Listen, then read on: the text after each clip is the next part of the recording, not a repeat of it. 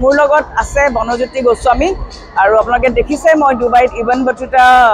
ওক হোটেলত আছোঁ আৰু ইয়াত আজি খুব ডাঙৰ এটা ফেশ্বন শ্ব' হৈ গ'ল ইয়াত ডুবাইৰ যিটো ৰাজ পৰিবাৰৰ কেইবাজনো লোক উপস্থিত আছিলে আৰু এটা খুব সৌভাগ্য যে নৰ্থ ইষ্টৰ পৰা এবাৰ দুজন ব্যক্তিয়ে ইয়াত স্পেচিয়েল এৱাৰ্ড পাইছে মোৰ লগত আছে বনজ্যোতি গোস্বামী আৰু তেখেতে এটা স্পেচিয়েল এৱাৰ্ড পাইছে বেষ্ট আপকামিং প্ৰডাকশ্যন হাউচ আহক তেখেতৰ লগত কথা পাতোঁ ফাৰ্ষ্ট অফ অল কংগ্ৰেচুলেশ্যনছ এৱাৰ্ডটোৰ কাৰণে আৰু নৰ্থ ইষ্টৰ পৰা চাগে প্ৰথমবাৰ আপুনি এইটো এৱাৰ্ডটো পাইছে কেনেকুৱা অনুভৱ খুব ভাল লাগিছে আন্তঃৰাষ্ট্ৰীয় মঞ্চ এখনত তেনেকুৱা এটা বঁটা পাম বুলি আশা কৰা নাছিলোঁ আজি ডুবাইৰে বঁটাটো ল'লোঁ আমাৰ production house dream wave production যিটোৱে এতিয়া সমাগত দিনত আপোনাৰ নতুন মুভি এখন আমি বনাই আছোঁ সপোনৰ ৰং অলৰেডি আমাৰ দুটা গান ৰেডি হৈছে আৰু তেনে অৱস্থাত আজি প্ৰডাকশ্যন হাউচটোৱে এটা আন্তঃৰাষ্ট্ৰীয় মঞ্চত বঁটা পাবলৈ সক্ষম হ'লে আমাৰ লগত গোটেই অসমবাসী তথা আমাৰ গোটেই টীমটোৱে উৎসাহিত হৈছে আৰু আমি ভাবিছোঁ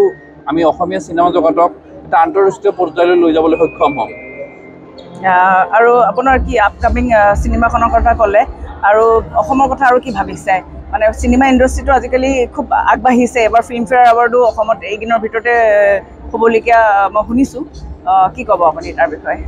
আমি অসমীয়া ইণ্ডাষ্ট্ৰিটো এতিয়া নেক্সট জেনেৰেশ্যনে বহুত আগুৱাই লৈ যাব লাগিব আৰু ইয়াতে আমি যিমানখিনি ভাৰতবৰ্ষৰ গোটেই টেলেণ্ট দেখিছোঁ নট অকল ভাৰতবৰ্ষৰ গোটেই বিশ্বৰ মানুহ লগ পাইছোঁ আৰু তেওঁলোকৰ লগত যিবোৰ কথা বতৰা পাতি যিবোৰ ভাৱ বিনিময় কৰিছোঁ আমি নিজকে এটা কনফিডেঞ্চ আহিছে যে আমি নতুন টেকন'লজিৰে নতুন এটা চিন্তাধাৰাৰে অসমীয়া চলচ্চিত্ৰক আন্তঃৰাষ্ট্ৰীয় মঞ্চলৈ লৈ যাব পাৰিম হয় ধন্যবাদ জনাইছোঁ আমাৰ লগত অজান আকাশ বৰুৱা আছে তেওঁৰ লগত আমি কথা পাতিম আৰু সঁচাকৈ খুব ভাল লাগিছে নৰ্থ ইষ্টৰ পৰা প্ৰথমবাৰ বাবে ইমান ডাঙৰ এটা এৱাৰ্ডছ শ্ব'ত দুজন আমাৰ অসমৰ ব্যক্তিয়ে সন্মান পাইছে আৰু তাতকৈ ভাল কথা দুজন ইয়াত ৰয়েল ফেমিলিৰ ৰজা আছিল ডেনিউ প্ৰপাৰ্টিজৰ যিটো শ্ব' মেইন তেওঁলোকে স্পনচৰ কৰিছে তেখেতৰ অ'নাৰো আছিলে ৰিজৱান তেখেত মিষ্টাৰ ৰিজৱান সবাই চিনি পায় এটা খুব জনপ্ৰিয় নাম তেখেত এজন ফেমাছ পাৰ্চনেলিটি অফ UAE বুলি ক'ব পাৰে আৰু তেনেকুৱা এটা পৰিৱেশত দুজন অসমীয়া আমাৰ মাজত আমি খুব গৌৰৱান্বিত ধন্যবাদ বা আমি দুজনে অসমৰ পৰা দুজন অজান আকাশ বৰুৱা আৰু মই পালোঁ আৰু ভাবিছোঁ ভৱিষ্যতে আমাৰ নেক্সট জেনেৰেশ্যন তেনেকুৱা ওলাই আহক আন্তঃৰাষ্ট্ৰীয় প্লেটফৰ্মত তেওঁলোকে এৱাৰ্ড ল'বলৈ বা তেনেকুৱা বঁটা ল'বলৈ সক্ষম হওক আৰু আমি বিশ্বৰ মানদণ্ডত তেনেকুৱা অসমীয়া সংস্কৃতিটো সকলো বহুত আগুৱাই লৈ যাম এইটো আচলতে আৰম্ভণি আপোনালোকে এনকাৰেজ আৰু ইনস্পিৰেশ্যন কৰিছে যিটো আমাৰ নৱপ্ৰজন্মক আশা কৰোঁ বছৰে বছৰে যাতে অসমৰ পৰা আৰু এনেকুৱা যাতে এৱাৰ্ড পায় নহয় জানো বিশ্বৰ দৰবাৰত ডেফিনেটলি আমাৰ জ্যোতিপ্ৰসাদ আগৰৱালাই কৰিছিলে বিষ্ণু ৰাভাই কৰিছিলে আমি এতিয়া নেক্সট জেনেৰেশ্যন ওলাই আহিছোঁ ভাবিছোঁ আমিও তেনেকুৱা কিবা এটা কৰিবলৈ সক্ষম হ'ম ঠিক আছে ধন্যবাদ জনাই মোৰ লগত অজান আকাশ বৰুৱা আছে টিক টিক চবে মৰমত টিক টিক বুলি মাতোঁ অসমত এটা জনপ্ৰিয় নাম আৰু টিকটিকে আজি এটা এৱাৰ্ড পাইছে এইটো হৈছে best stylish from north east India আৰু এইটো আমাৰ কাৰণে খুব এটা প্ৰাউড মুভমেণ্ট হয় ডুবাইত এটা ইমান ডাঙৰ এটা ইভেণ্টত ফেশ্বন এণ্ড লাইফষ্টাইলৰ এটা শ্ব' আছিলে তাত টিকটিকে আজি এইটো এৱাৰ্ড পাইছে টিকটিক কেনেকুৱা লাগিছে প্ৰথম কথা মানে মই কেতিয়াও এক্সপেক্ট কৰা নাছিলোঁ যে লাক্সাৰী লাইফষ্টাইল এৱাৰ্ডছত মোক নমিনেট কৰি এৱাৰ্ড এটা দিয়া হ'ব বুলি আৰু মোৰ অসম্ভৱ ভাল লাগিছে কাৰণ কি মই সদায় কওঁ you always need a little pat on the shoulder to do good things in life মানে ঠিক আছে হ'ব যে কাম কৰি যাব লাগে কেতিয়াও ফলৰ কথা চিন্তা কৰিব নালাগে আই আণ্ডাৰষ্টেণ্ড বাট যেতিয়া এনেকুৱা টাইপৰ এটা ফেলিচিটেশ্যন বা এটা এৱাৰ্ড দিয়া যায় তেতিয়াহ'লে you always feel good to do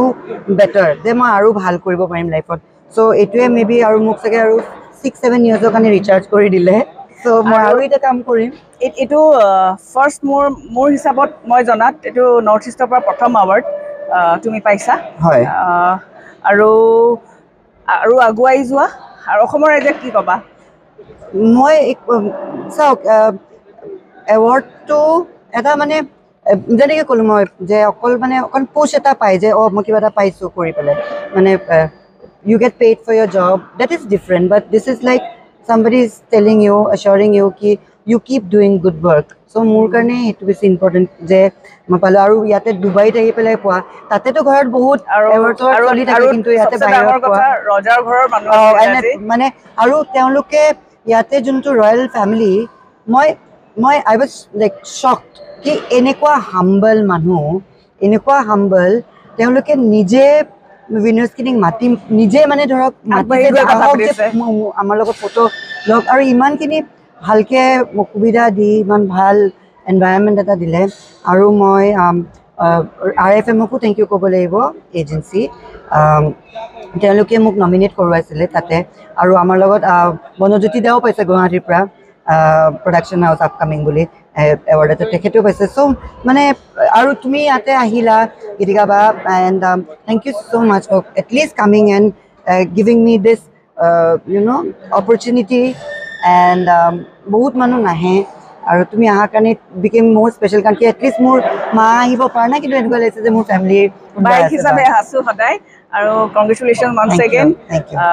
এনেকৈ আগুৱাই যোৱা চ' এই আছিলে অজান আকাশ বৰুৱা আমাৰ টিক মৰমৰ আৰু এই এৱাৰ্ডটো হৈছে best stylist from north east